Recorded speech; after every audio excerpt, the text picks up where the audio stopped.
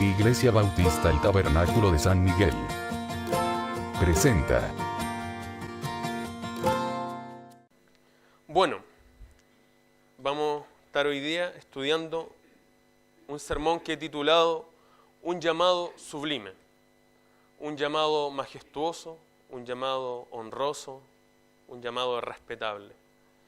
Bueno, y cuando una persona se le llama a desempeñar un cargo importante, ya sea de alguna institución o empresa, lo que sea, se espera que esta persona esté a la altura.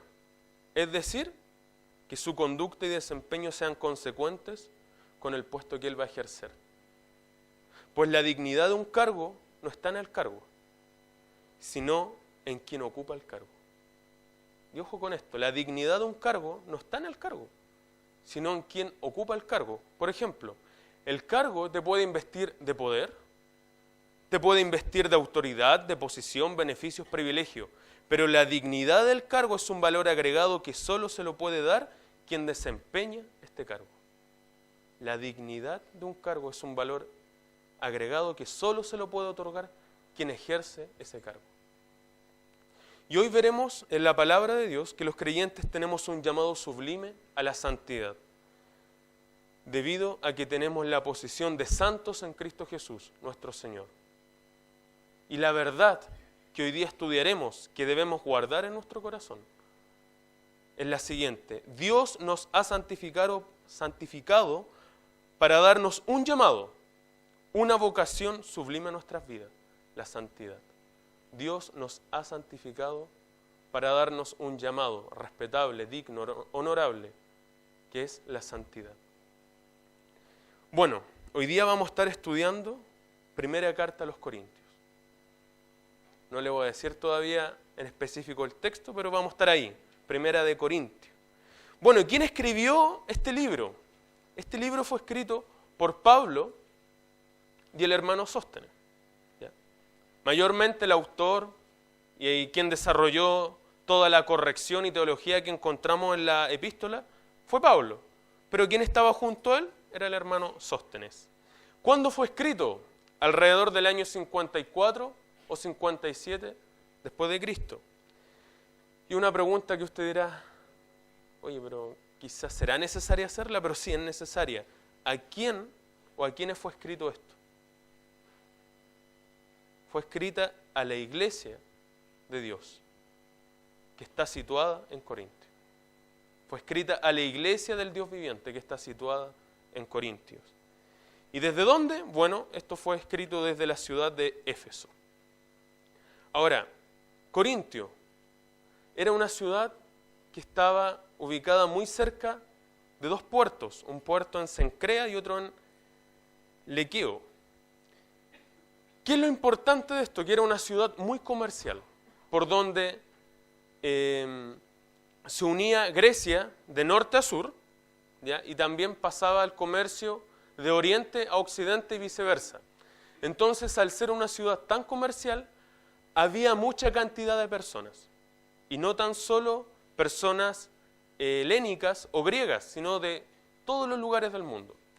Al haber tanto comercio, era un lugar donde fueron muchas personas de origen judío a comerciar, a trabajar con venta de especies y productos que ellos también manufacturaban y hacían.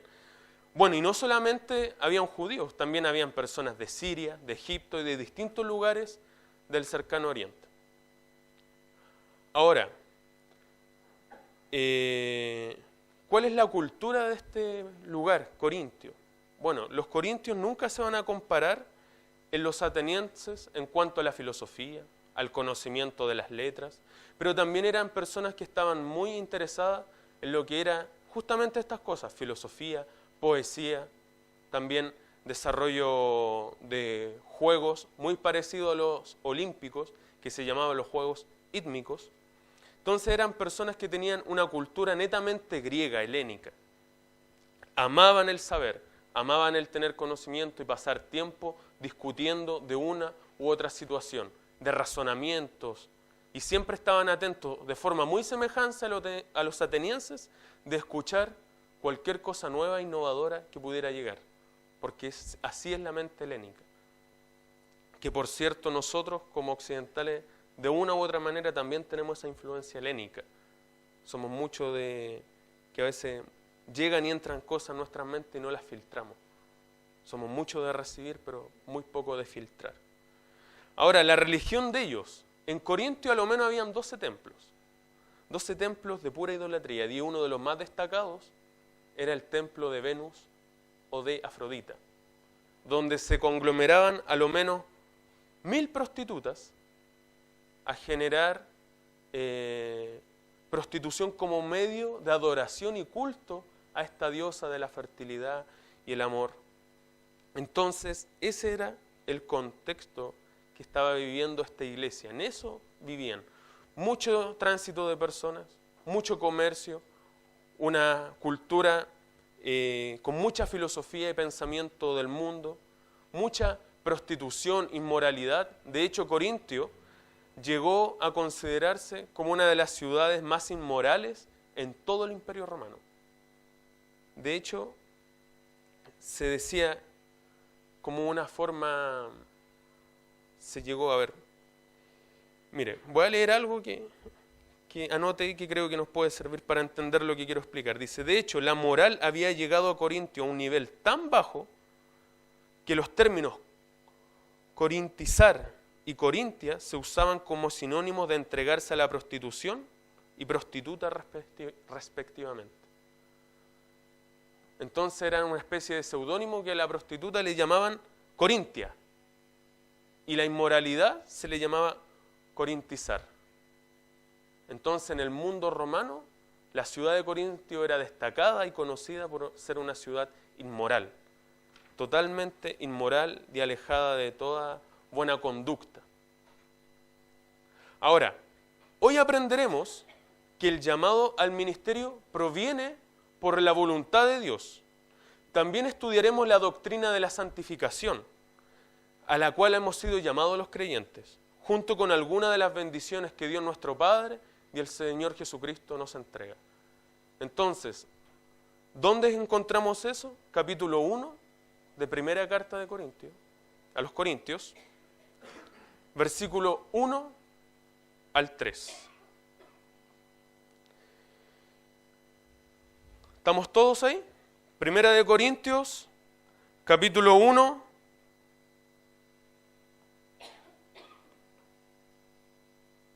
Vamos a dar tiempo para que todos puedan encontrar el texto. ¿Lo tienen, hermanos? Amén. Leamos todos juntos, versículo desde el 1 al 3. Pablo, llamado a ser apóstol de Jesucristo por la voluntad de Dios, y el hermano Sóstenes, a la iglesia de Dios que está en Corinto, a los santificados en Cristo Jesús, llamados a ser santos con todos los que invocan en cualquier lugar el nombre de nuestro Señor Jesucristo, Señor de ellos y nuestro. Gracia y paz a vosotros, de Dios nuestro Padre y del Señor Jesucristo. Bueno, este sermón ya está constituido por 2 puntos. El llamado al ministerio, versículo 1, el llamado al ministerio y el llamado a los creyentes, versículo 2 y 3. Bueno, comencemos con el llamado al ministerio. Note que dice Pablo, llamado a ser apóstol ¿de quién? De Jesucristo. De aquí notamos algo bien importante que es la representatividad del llamado. La representatividad del llamado. Toda persona, cuando es llamada a ejercer algún cargo, tiene la representatividad del lugar al cual él ha sido llamado a ejercer ese cargo. Y voy a dar un ejemplo muy práctico. Por ejemplo, un ministro de la nación tiene la representatividad ¿de quién? Del gobierno. Él representa al gobierno y está investido con la autoridad para poder ejercer ese cargo. O un policía, ¿a quién representa? Al cuerpo de policías. Siempre que alguien tiene algún cargo, tiene una identificación de una representatividad que le ayuda a desempeñar ese cargo de una u otra manera. Entonces, les quisiera dar un ejemplo. para que noten esto. Pablo había sido llamado a ser apóstol ¿de quién? De Jesucristo. Su representatividad, ¿de quién venía? De Jesucristo mismo. Y de esa representatividad venía también su autoridad y el poder para ejercer el ministerio al cual él había sido llamado. Por ejemplo, si hay un policía o un carabinero que está dando señal de que alguien se estacione y orille en la calle para hacer control de documentos, generalmente la persona se va a detener, no por el carabinero en sí, o por la persona del carabinero, sino por la investidura que él tiene, por la autoridad. Entonces el carabinero le hace una señal y la persona que va manejando va a mirar y quizá el carabinero, su rostro va a ser, quizás no va a infundir tanto respeto. Quizá el rostro de la persona es lo menos temerario que pudiera ser. Pero el uniforme que él tiene, la representatividad que él tiene, le da a él el poder y la autoridad para ejercer esa señal. Oríllate. Y la persona generalmente, si es que no es un bandido, ¿ya?, va a hacer caso y se va a orillar. ¿Por qué cosa? Por la autoridad, la representatividad que tiene este carabinero. De igual manera, Pablo había sido investido por la representatividad y autoridad de Cristo. Entonces, el ministerio, el llamado de un siervo de Dios, tiene que ver con lo que es la representatividad del llamado. Un pastor, cuando es llamado, tiene la representatividad ¿de quién? De Jesucristo. Un misionero, un maestro, quien sea llamado al ministerio, siempre tiene que recordar, él está siendo embajador y representante de su Señor, a quien sirve. Entonces, por esto se espera que la persona que ha sido llamado a ejercer ese cargo esté a la altura, porque él va a tener la representatividad y va a estar netamente identificado con la persona o la institución a la cual él representa, y ha sido llamado a ejercer el cargo. Bueno, Pablo es llamado a ser apóstol de Jesucristo, lo cual implica que Pablo tendrá la representatividad de Jesucristo en su ministerio, pues las personas lo identificarán como siervo de él, junto con ser su representante o embajador, quien está investido con la representatividad del Hijo de Dios, junto con su poder y autoridad, para ejercer y llevar a cabo el ministerio apostólico al cual ha sido llamado. ¿Y esa misma representatividad hoy día la tiene quien ha sido llamado al pastorado? No en el sentido del ministerio apostólico, pero sí de que está identificado y Jesucristo mismo le ha investido de autoridad para ejercer su ministerio. Y lo tiene tanto un pastor como un misionero, porque el llamado tiene en sí mismo una representatividad. Viene con ella. No son cosas que vayan desligados. Siempre que tú te identificas, tienes un cargo, ese cargo te identifica con alguien o alguna institución de la cual tú eres representante. Nunca están disociadas, jamás. Y de esta manera el apóstol Pablo jamás se pudo disociar de quien él representaba, que era a Jesucristo, su Señor. Luego, ¿qué encontramos? La procedencia del llamado al ministerio. Note que dice, por la voluntad de Dios. Por la voluntad de Dios. El apóstol Pablo, ¿de quién provenía este llamado? De la voluntad soberana de Dios. Dios mismo determinó que Pablo sea llamado al ministerio apostólico, lo cual implica que Pablo no se llamó a sí mismo al ministerio, ni que los hombres lo pusieron en el ministerio. Algo que hemos de notar es que la voluntad de Dios es eterna e inmutable. La voluntad de Dios es eterna, está fuera de tiempo. La esfera del tiempo es algo muy pequeño para que pueda limitar la voluntad de Dios. Y también Dios es un Dios inmutable, que no cambia. Dios nunca cambia. Y si Él no cambia, menos va a cambiar su voluntad y lo que Él ha determinado, lo que Él ha establecido. Entonces, Dios ha determinado, o había determinado desde antes de la fundación del mundo, que Pablo fuera apóstol de su amado Hijo, el Señor Jesucristo, y no había nada que pudiera suceder en la esfera del tiempo que pudiera cambiar ese designio. Nada, pues es algo que el Altísimo determinó en la eternidad. Dios llamó a Pablo por su soberana voluntad.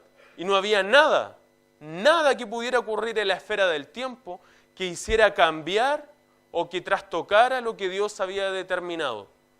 El llamado es algo eterno que Dios tiene en su plan soberano. Y el apóstol Pablo, en la esfera del tiempo, no había nada que él pudiera hacer que pudiera cambiar eso. Porque nada que la criatura haga va a poner tropiezo a los planes soberanos de Dios. Porque si la criatura pudiera poner tropiezo, estamos atacando ¿qué atributo de Dios? Su soberanía. Y diciendo que Dios es impotente y que Dios no tiene poder para cumplir lo que Él ha establecido y ha pensado. Y sin duda ese no es el Dios de la Biblia. Ese no es el Dios de la Biblia. Entonces por algo dice, por la voluntad de Dios. Pablo ha sido llamado a ser apóstol de Jesucristo, a ser el representante, el mensajero e embajador de Jesucristo por la soberana voluntad de Dios. Y pasa lo mismo también cuando Dios te llama a ti, hermano. Cuando Dios te ha llamado es por su soberana voluntad. Y no hay nada que lo vaya a impedir. No hay nada en la esfera del tiempo que pueda cambiar lo que el Altísimo determinó en la eternidad. Nada. Ahora, vamos a pasar al siguiente punto. La noble inclusión del hermano Sóstenes. Y no sé si nota uno, dice, oye, Pablo presenta sus credenciales, su representatividad, quién lo llamó, pero Pablo tiene una noble inclusión. Y dice, y el hermano Sóstenes. No soy solo yo quien le está escribiendo, hermano, sino también el hermano Sóstenes que está a mi lado. Ahora, ¿quién será este hermano Sóstenes? El único Sóstenes que aparece en las Escrituras, aparte del Sóstenes mencionado en la epístola primera de los Corintios, es el principal de la sinagoga de Corintio. ¿Se acuerdan Hechos capítulo 18? Cuando el apóstol Pablo llega a Corinto, él tiene mucha dificultad para predicar el Evangelio. Y si usted me acompaña, vamos a primera de Corintios, al libro de Hechos, capítulo 18. Le voy a rogar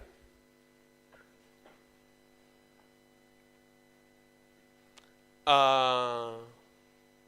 ¿Qué le puedo pedir?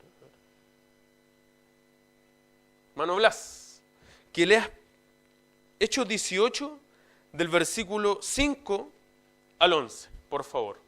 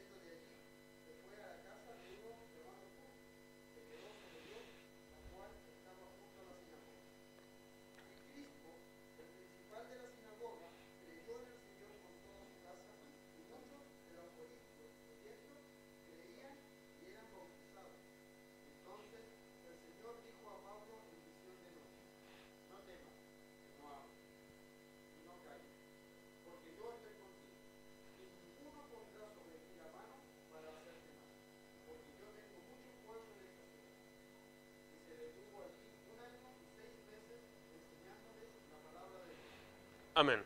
Muchas gracias, hermano. 18 meses, harto tiempo, en la que Pablo estuvo predicando la palabra de Dios. Y hubo un principal de la sinagoga que se convirtió, ¿no es cierto? Eso es lo que leemos, que era Crispo, principal de la sinagoga, se convirtió, versículo 8. Y luego de que él se convirtió, el apóstol Pablo estuvo sirviendo, ministrando, edificando la iglesia, fundándola, durante 1 año y 6 meses. Obviamente, cuando un judío se convertía al cristianismo, ¿usted cree que podía seguir siendo el principal de la sinagoga? ¿Qué pasó con Crispo? Fuera.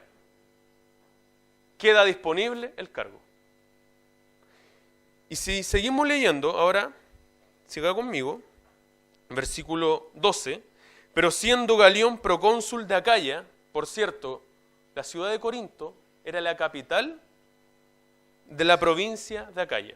Un dato interesante. Los judíos se levantaron de común acuerdo contra Pablo y le llevaron al tribunal, diciendo, este persuada a los hombres a honrar a Dios contra la ley. Y al comenzar Pablo a hablar, Galión dijo a los judíos, si fuera algún agravio o algún crimen enorme, oh judíos conforme a derecho, yo os toleraría. Pero si son cuestiones de palabras y de nombres y de vuestra ley, vedlo vosotros, porque yo no quiero ser juez de estas cosas. Y los echó del tribunal. Entonces, todos los griegos apoderáronse ¿de quién? De Sóstenes, principal de la sinagoga. ¿Quién se quedó con el puesto de, ¿cómo se llama? ¿De Crispo? Según este versículo. Sóstenes. Sóstenes se quedó con el puesto de Crispo. Y como los judíos, que estaban siendo representados por Sóstenes, no lograron conseguir su objetivo, dice versículo 17, entonces los griegos, apoderándose de Sóstenes, principal de la sinagoga, le golpeaban delante del tribunal. Pero a Galión nada se le daba de ello, o sea, dejó que le dieran la tunda. Bueno, este es el único Sóstenes que aparece en la Biblia, aparte del Sóstenes que sale en 1 Corintios. Y hay hermanos que opinan que este Sóstenes después se convirtió. Es que después la paliza, la tunda que le dieron, que no se convierte. Y se convirtió de este mismo hermano que en el pasado fue alguien que quiso poner oposición a la predicación del Evangelio, probablemente es el que estaba con Pablo en la ciudad de Éfeso cuando Pablo escribió a los Corintios. Mire qué noble cómo el Señor restaura. Cómo el Señor, aún al quien fue enemigo del Evangelio, después le llamó, lo reconcilió y lo hizo ser parte de la familia y le dio parte en el ministerio. Algo hermoso, el Señor no discrimina aún a los mayores enemigos del Evangelio. El Señor les puede salvar, les puede llamar y restaurar sus vidas al plan soberano de Dios. Entonces probablemente fue este hermano. Ahora, la aplicación de todo el versículo la vamos a analizar juntos. Todo siervo de Dios nunca debe olvidar que su llamado, ¿de quién proviene? De Dios. Son siervos de Cristo por la voluntad de Dios. Todo siervo de Dios. Actualmente, pastores, misioneros, maestros, diáconos y quien esté sirviendo al Señor, de una u otra manera nunca debe olvidar. Su llamado procede de Dios, de su soberana voluntad. Y esto tienes que recordar, hermano. No es que te llamaste tú mismo. No es que te pusieron los hombres. Dios es quien te puso en el ministerio. Dios es quien te ha llamado. Y esto da gran fortaleza y ánimo cuando se presentan problemas en el ministerio. Cuando hay problemas, tú puedes recordar, yo no estoy acá porque yo me llamé. Yo no estoy acá porque los hombres me pusieron. Yo estoy acá porque Dios me llamó. Y porque Dios me llamó, aunque esté viviendo problemas grandes, yo sé que Él me va a respaldar. Yo sé que Él no me va a dejar. O aun cuando los hombres cuestionan el llamado de un siervo de Dios, Él puede descansar en decir que el llamado no se basa en los hombres. Y como no se basa en los hombres, Él descansa en que su llamado está en Dios. Y aunque te cuestionen, tu llamado está en Dios. Dios te ha llamado, Dios te respalda. Y si Dios no te ha llamado, ten claro, Dios te va a sacar del ministerio. Entonces, tener claro, si Dios te ha llamado, Dios te va a respaldar. Si Dios no te ha llamado, ese piso que no tiene ningún cimiento, se va a caer, porque el llamado viene de Dios. Entonces, a los siervos de Dios, descanso, confianza, porque su llamado proviene de Dios, no de los hombres, y no porque ellos mismos se hayan llamado. Ahora, también debemos aprender a honrar a otros siervos de Dios, como lo hizo Pablo con Sóstenes. Note esto, hay que saber honrar a otros hermanos de Dios que participan con nosotros en el ministerio, incluyéndoles en los reconocimientos que Dios nos hace y con los cuales nos honra. De un ejemplo muy claro de esto es lo que hizo Daniel. ¿Se acuerda cuando Daniel le presentó la interpretación a Nabucodonosor de este sueño que él no lograba entender y que tampoco se acordaba? Nabucodonosor le puso en una posición muy preeminente, encargado de los negocios del reino. ¿Y qué fue lo que hizo Daniel? Él incluyó, aprovechando su influencia, a sus amigos y los puso en un lugar de honor, aprovechando la influencia que su cargo le otorgaba para honrarlos a ellos y ponerlos en los negocios del reino. Hermanos, tenemos que aprender también a honrar a otros siervos de Dios. Tenemos que aprender a no solo guardarnos las bendiciones que Dios nos da. Siervos de Dios, pastores, misioneros, cuando reciban los aplausos, por favor, no te olvides, no lo hiciste solo. Hubieron hermanos, colaboradores, siervos de Dios que estuvieron a tu lado para que tú, por medio de la gracia de Dios, lograras cumplir el llamado y ministerio al cual Dios te llamó. Reconócelos, hónralos, menciónalos, porque el ministerio no se lleva a cabo solo. Entonces necesitamos aprender este honorable gesto que tuvo Pablo de honrar y mencionar al hermano Sóstenes, a este hermano que fue un perseguidor y que ahora era un tremendo colaborador, y le honró y le hizo parte también de las bendiciones que Pablo tenía al ser ministro de Jesucristo. Bueno, ahora que hemos terminado este punto, pasamos al segundo punto. Los creyentes son apartados para el Dios vivo en su Hijo Jesucristo. Los creyentes son apartados para el Dios vivo en su Hijo Jesucristo. Versículo 2. Dice, habiendo sido santificados, ¿en quién? En Cristo Jesús. No es solo el hecho de ser santificado. Aquí lo que más importa en el versículo no es tanto que fuiste santificado, sino en quién fuiste santificado. En Jesucristo. Hermano, si no hubiera sido por la cruz del Calvario, si no hubiera sido porque el Señor entregó su vida y fue hasta el monte en la punta, ya en el Gólgota, y decidió entregarse para dar su vida por el rescate de muchos, tú hoy día no podrías tener este gozo de decir, el Señor me santificó. Tú has sido santificado por la bendita obra de Jesucristo. Sin su muerte, sin su resurrección, no habría salvación, no habría regeneración, no habría santificación, ni justificación, ni ninguna de las doctrinas hermosas que encontramos en la Biblia en cuanto a lo que es la salvación. Todo depende y está radicado en la cruz del Calvario y en la resurrección de nuestro Señor. Entonces el gozo del creyente de saber que ha sido apartado para Dios radica en que no fue apartado por cualquiera, fue apartado por su Señor Jesucristo. En la cruz del Calvario, Jesucristo hizo la obra y cuando tú creíste, has sido santificado en Él. Y nota esto, hermano, no es que tú te santificaste. El texto dice, habiendo sido santificados. No como algo que tú hiciste, sino como algo que recibiste. No es algo que tú buscaste, es algo que se te dio, que se te concedió, habiendo sido santificado. Y no es solamente un hecho que no trascienda hasta el día de hoy, por el contrario, es un hecho que sucedió en el pasado y que hasta el día de hoy tiene sus repercusiones. Puesto que lo que Jesucristo hizo en la cruz del Calvario sucedió hace un montón de años, pero los creyentes que siguen siendo salvos día tras día, reciben los beneficios de la santificación hasta el día de hoy. Es algo que tiene tanto poder que se hizo en un momento, pero hasta el día de hoy repercuten esos tremendos efectos, esa tremenda bendición. Entonces tenemos que considerar eso, hermano. Los creyentes son apartados para el Dios vivo en su Hijo Jesucristo. Los creyentes tienen un llamado, y ahora ya estamos notando. Primeramente, el Hijo de Dios, al ser salvo, es apartado, posicionalmente es considerado santo en Cristo. Y esto los teólogos le llaman santificación posicional o inicial. Estar en Cristo, ya estás apartado por la obra de Cristo. Ahora, otro aspecto importante, los creyentes tienen el llamado de estar consagrados para Dios.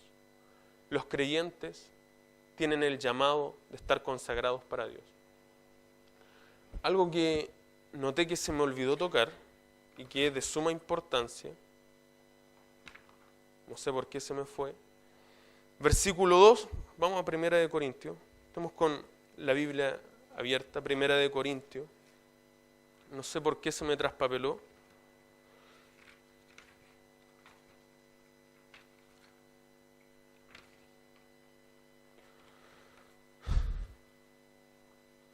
Pero es el aspecto de que los creyentes constituyen la asamblea del Dios vivo. Y note conmigo, dice Pablo, que está escribiendo a quién, a la iglesia de quién, de Dios. Acá tenemos una de las declaraciones eclesiológicas, es decir, en cuanto a la enseñanza de la iglesia, más importante de todo el Nuevo Testamento, pues nos enseña a quién pertenece la iglesia. ¿De quién es la iglesia? De Dios. Literalmente, a la iglesia de Dios, por consecuencia también de Cristo. Porque todo el Padre se lo ha dado al Hijo. La iglesia de Dios. Y piense esto, que es su casa. La iglesia es la casa de Dios. Es el pilar de la verdad. Uno de los pilares de la verdad. Que levanta el estandarte de la fe ante todo aquel que demande razón de ella. ¿Y cómo presenta esta defensa? Con su testimonio y con su teología. Hermano, estas dos cosas tienen que ir juntas. La iglesia, ¿cómo va a poder presentar buena defensa sin estas dos cosas? No puede ser solo testimonio, tampoco puede ser solo teología, pero no pueden estar disociadas. La iglesia debe presentar y levantar el estandarte de la fe con un testimonio ante el mundo y con una buena teología, con una buena comprensión de la doctrina de Dios que encontramos en su palabra. Y la iglesia pertenece a Dios. Fíjese, esta frase tan cortita, a la iglesia de Dios declara a quién pertenece esta asamblea. A Dios. Ahora, fíjese que dice que está ¿en dónde? En Corintio. Y nos declara la ubicación física de la iglesia. Toda iglesia local le pertenece a Dios, pero está ubicada geográficamente en un lugar físico. Y en particular, esta iglesia local, ¿en dónde estaba ubicada? En la ciudad de Corinto. De estas dos declaraciones aprendemos que la iglesia, aunque está ubicada y situada en un lugar físico del mundo, no pertenece ahí, porque la iglesia pertenece al cielo, le pertenece al Señor. Aunque nos reunamos en un lugar físico, no pertenecemos ahí, pues la iglesia es y pertenece al Dios y Padre de nuestro Señor Jesucristo. Él es quien la posee. De Él pertenece a la iglesia. Algo que no debemos olvidar ni dejar pasar. Por ejemplo, nuestra iglesia local, la iglesia bautista, el Tabernáculo de San Miguel, está ubicada en la ciudad de Santiago, en la comuna de San Miguel, pero no es de San Miguel. Es de Dios. La iglesia es de Dios. Esta iglesia es de Dios. No de esta comuna, no de esta ciudad. Estamos ubicados acá, nos reunimos acá generalmente como asamblea, pero la iglesia le pertenece al Dios vivo, no a ningún hombre. Ahora, pasando al siguiente punto. Los creyentes tienen un llamado de estar consagrados para Dios.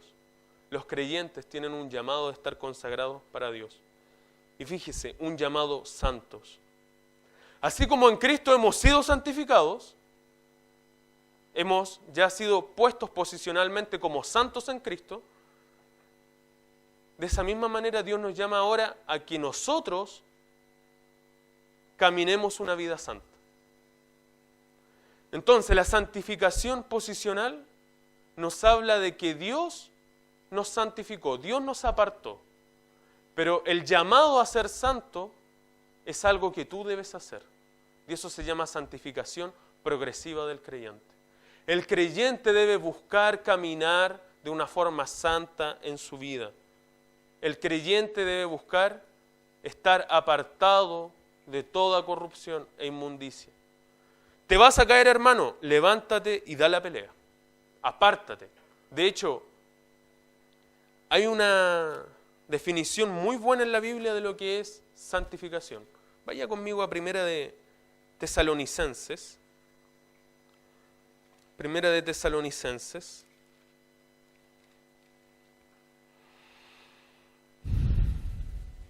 Y esto nos habla de la voluntad de Dios. Primera de Tesalonicenses capítulo 4, versículo 3 nos dice: porque la voluntad de Dios es vuestra santificación, que os apartéis. Fíjese, que os apartéis.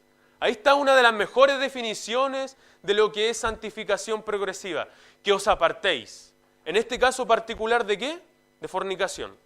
¿Pero de qué más debe apartarse el creyente? De pleitos, contiendas, maledicencias, celos, iras y todas las obras de la carne, ¿no es cierto? Entonces, ¿usted quiere tener una buena definición de lo que es santificación progresiva? Primera de Tesalonicenses capítulo 4, versículo 3. Esta es la voluntad de Dios, vuestra santificación, que os apartéis. Dios nos llama a estar apartados para Él, para su gloria. Un llamado santo de Dios a nuestras vidas. Y fíjese que es un llamado sin exclusión, no se excluye a nadie. ¿Por qué? Porque el versículo dice, con todos los que invocan. Llamados a ser santos con todos los que invocan. Acá recibimos la enseñanza de que el llamado de Dios a la santidad progresiva no es solamente para la iglesia de Corinto, sino que es para todas las iglesias alrededor del mundo. Todas las iglesias locales alrededor del mundo, que son los que invocan el nombre del Señor Jesucristo, son llamados a ser santos. ¿Por qué? Porque nosotros hemos sido santificados en nuestro Señor Jesucristo. Y un texto que es muy importante, que nos va a ayudar a entender esto del llamado, es Primera de Pedro, capítulo 1, versículo 13 al 21. Y lo voy a leer, aunque parezca extenso, porque nos va a hacer notar por qué es tan importante este llamado. Porque no fue por cualquier precio, hermano, que nosotros fuimos santificados. No fue por cualquier precio que usted hoy día es salvo. Fue por precio de sangre, de la preciosa sangre de Jesucristo. Entonces, por eso necesitamos entender que lo que nos debe motivar a la santidad es la obra de Cristo en la cruz del Calvario. La cruz del Señor y su resurrección, sin la cual no habría salvación, no habría santificación, ni justificación, ni regeneración, ni nada. Lea conmigo Primera de Pedro, capítulo 1, versículo 13 al 21.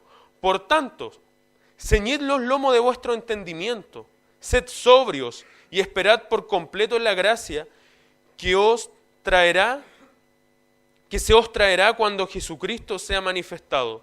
Como hijos obedientes, no os conforméis a los deseos que antes teníais estando en vuestra ignorancia, sino como aquel que os llamó es santo, sed también vosotros santos en toda vuestra manera de vivir. Porque escrito está, sed santos, porque yo soy santo. Y si invocáis por Padre a aquel que sin acepción de persona juzga según la obra de cada uno, conducíos en temor todo el tiempo de vuestra peregrinación, sabiendo que fuiste rescatado de vuestra vana manera de vivir. Nota esto, hermano. Esto es lo que tú debes saber. Todo creyente debe saber esto. Es algo obvio. Sabiendo que fuiste rescatado de vuestra vana manera de vivir, la cual recibisteis de vuestros padres, no con cosas corruptibles como oro o plata, sino con la sangre preciosa de Cristo, como de un cordero sin mancha y sin contaminación, ya destinado desde antes de la fundación del mundo, pero manifestado en los postreros tiempos por amor de vosotros, y mediante el cual creísteis en Dios, quien le resucitó de los muertos y le ha dado gloria, para que vuestra fe y esperanza sean en Dios. La razón de por qué hemos sido llamados a ser santos es porque fuimos rescatados de nuestra vana manera de vivir por un precio muy alto, la sangre preciosa del Cordero de Dios. que fue inmolado ¿desde cuándo dice? Desde antes de la fundación del mundo. Otro ejemplo de la voluntad soberana de Dios, pero que fue manifestado en estos postreros tiempos, en los postreros días. Fíjese, un llamado sin exclusión a todos los que invocan, a cualquier iglesia que esté en el mundo. Y fíjese que esto es en todo lugar. No se hace excepción de país, continente, ciudad, pueblo, no. Porque esto nos habla del alcance de los que invocan el nombre del Señor Jesucristo.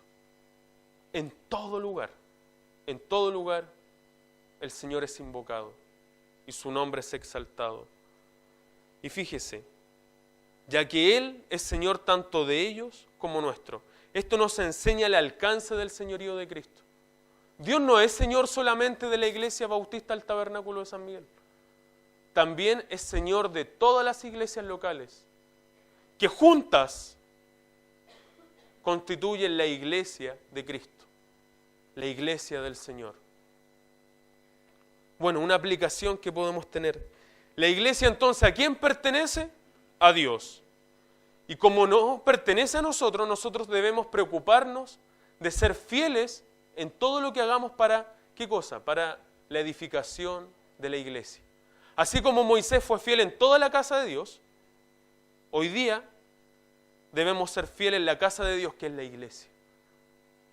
Y servir al Señor con todo nuestro corazón, porque es su iglesia, que Él la compró. ¿Sabe por qué a Dios le importa más que a usted mismo, hermano, la iglesia? Porque a usted no le costó la iglesia. A Dios le costó. Es como cuando a usted se le pierde, no sé, una mascota. Las personas te dicen, ¿pero por qué andas buscando, corriendo? Se me perdió mi mascota. Claro, la otra persona puede simpatizar un poco con tu dolor.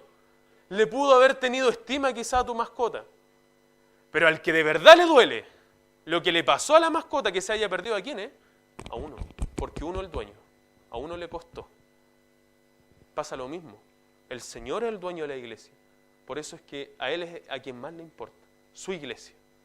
Nosotros queremos la iglesia, pero Dios la ama con todo, la ama entrañablemente. La iglesia se manifiesta localmente, pues la congregación se reúne en un lugar geográfico, ¿no es cierto?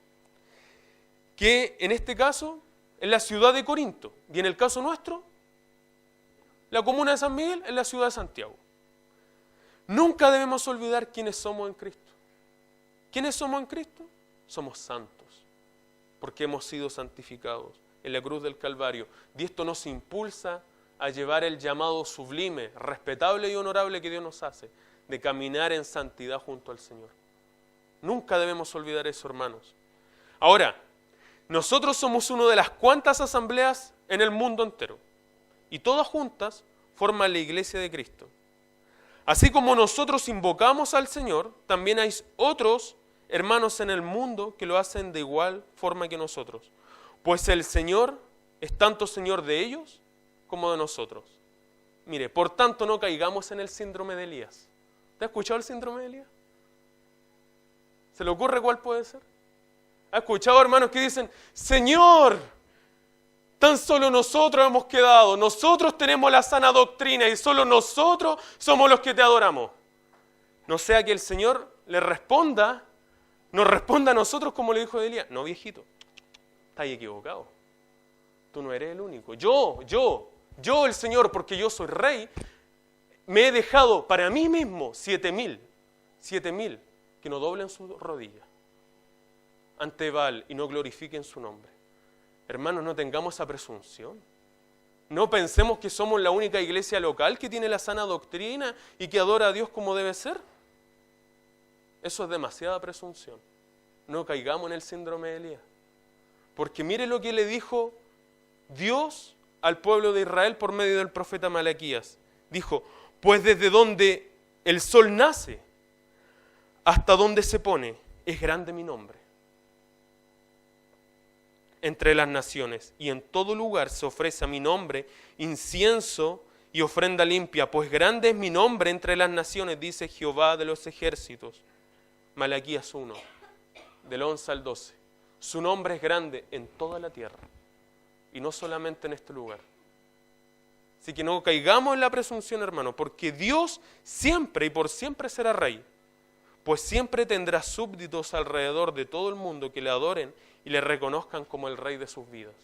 Siempre, siempre será así. Porque Dios se caracteriza por ser Rey. De Él se va a dejar a sí mismo siempre un remanente. Amén. Y las bendiciones de los creyentes, para ir finalizando. Versículo 3.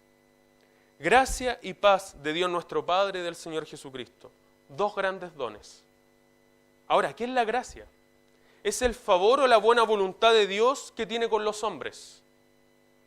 ¿Y en qué se manifiesta? En la bondad de Dios, en su benevolencia y en los beneficios que nos da. Y note esto de la benevolencia. La benevolencia tiene que ver que alguien que tiene mucha autoridad sobre todos es capaz de tener compasión y buena voluntad para con sus súbditos. Y Dios es benévolo con nosotros. Dios es misericordioso. Y Dios nos da de su gracia. Y también nos da de su paz, que nos da la idea de que en Cristo Jesús estamos plenos y completos, a salvos de la condenación. A salvos de la condenación. Vaya conmigo a Romanos capítulo 5.